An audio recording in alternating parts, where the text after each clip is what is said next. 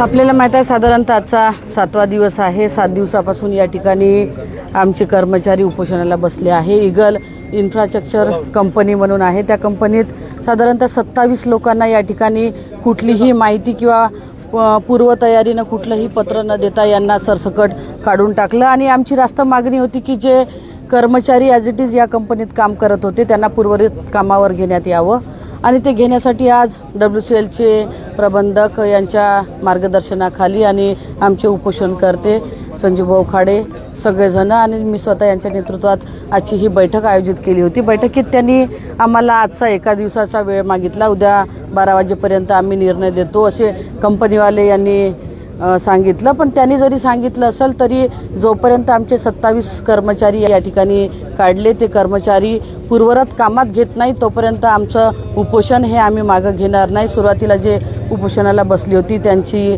तब्येत अत्यंत खराब झाल्यामुळे आता त्यांनी ते उपोषण मागे घेतलं आणि त्यांच्या ठिकाणी आमचे बंडूभाऊ आणि सचिन असे हे 2 प्रतिनिधी आमचे हे उपोषण कंटिन्यू करणार आहे आणि आम्ही उद्यापर्यंत वाट पाहू। उद्यापर्यंत जर का आमच्या या कर्मचाऱ्यांना त्यांनी जॉईनिंग करून घेतलं नाही तर उद्या पूर्ण WCLची माइन्स आम्ही या ठिकाणी बंद करू।